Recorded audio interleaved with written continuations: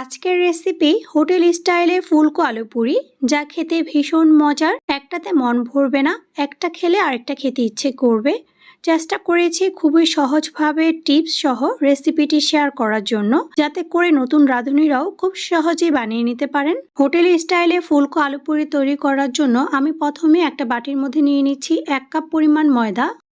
এরপর দিয়ে দিচ্ছি স্বাদ মতো লবণ, দিচ্ছি এখানে হাফ চা চামচ পরিমাণ চিনি, তবে চিনিটা অপশনাল, আপনারা চাইলে চিনিটা বাদও দিতে পারবেন। এখন শুকনো উপকরণগুলোকে ভালো করে মিশিয়ে নিব। শুকনো উপকরণগুলো ভালো করে মিশিয়ে নেওয়া হয়ে গেলে আমি এখানে দিয়ে দিচ্ছি 2 টেবিল চামচ পরিমাণ রান্নার তেল। আর এখানে 1 কাপ পরিমাণ ময়দার জন্য 2 টেবিল চামচ পরিমাণ তেল ব্যবহার করতে হবে। এখন তেলটাকে আমি ময়দার সঙ্গে খুব ভালো করে মিশিয়ে নিব। ময়দার সঙ্গে তেলটাকে ভালো করে মিশিয়ে নেওয়ার পর এখন আমি এখানে স্বাভাবিক তাপমাত্রার পানি দিয়ে ডোটাকে তৈরি করে নিব। আর পানিটা কিন্তু একেবারে দিতে যাবেন না, অল্প অল্প করে পানি দিয়ে তারপর ডোটাকে তৈরি করে নিতে হবে। নর্মালি আমরা যেমন পরোটার জন্য ডো তৈরি করি, সেম ভাবে এই ডোটা তৈরি করে নিতে হবে। আর ডোটা তৈরি করে নেওয়া হয়ে গেলে এখন আমি ডোটাকে রেস্টে রেখে দিব।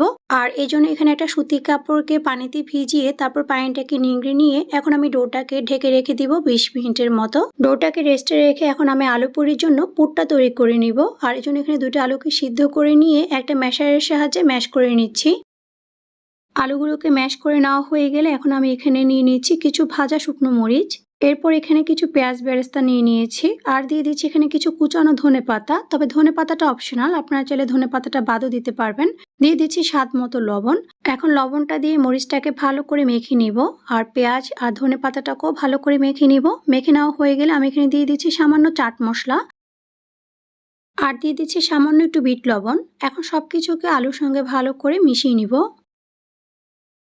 আমার এখানে আলু পুরির জন্য ভিতরের পুরটাও রেডি হয়ে গিয়েছে। এখন আমি ডোটাকে খুব ভালো করে মথে নিব। আর 20 মিনিট রেস্টে রাখার কারণে কিন্তু ডোটা অনেক বেশি সফট হয়ে গিয়েছে। এখন আমি ডোটাকে ভালো করে মথে নিয়ে তারপর আমি এটাকে ছুরির সাহায্যে কেটে নিচ্ছি। আপনারা আলু পুরিগুলোকে ছোট অথবা বড় যে কোনো সাইজে তৈরি করে নিতে পারেন আপনাদের পছন্দ মতো। ডোটাকে কেটে নেওয়ার পর এখন আমি ডোটাকে আবারও ভিজা কাপড় দিয়ে ঢেকে রাখছি, এতে করে আর ডোটা শক্ত হয়ে যাবে না। এখন কেটে নেওয়া ডো থেকে একটা ডো নিয়ে তারপর আমি আলু পুরি তৈরি করে নিব। আর এই জন্য আমি ডোটাকে আবারও মুথে নিয়ে তারপর আমি হাতের সাহায্যে ডোটাকে দিয়ে একটা ছোট রুটির মতো করে বানিয়ে নিব। আর এটা চারপাশটাকে একটু ছড়িয়ে দিবেন, কিন্তু মাঝখানটা কিন্তু ভারী রাখবেন। এরপর তৈরি করে রাখা আলুর পুর থেকে কিছুটা পুর নিয়ে আমি রুটিটার মাঝখানে দিয়ে দিচ্ছি। আর দুই পাশের মুখটাকে খুব ভালো করে প্রথমে আমি লাগিয়ে নিব। দুই পাশের মুখটাকে লাগিয়ে নেওয়ার পর এখন আমি চারপাশ থেকে এটাকে গুছিয়ে নিয়ে তারপর আমি এটাকে মুখটাকে খুব ভালো করে বন্ধ করে দিচ্ছি, যাতে করে আলুর পুরটা সহজে বের হয়ে না আসতে পারে। এখন আমি পুরিটাকে বেলে নিব। আর এর জন্য বোর্ডের মধ্যে আমি তেল লাগিয়ে নিচ্ছি। পুরিটা কিন্তু ময়দা দিয়ে বেলবেন না, তেল দিয়ে বেলে নেবেন, তাহলে খুব সহজেই পুরিটা বেলে নিতে পারবেন। আর যে পাশে মুখটাকে সিল করবেন সেই পাশটাকে নিচে রেখে তারপর পুরিটাকে বেলে নেবেন। আর পুরিটা কিন্তু এক পাশে বেলবেন, উভয় পাশে বেলতে যাবেন না, তাহলে কিন্তু আলুর পুরটা বের হয়ে যাবে।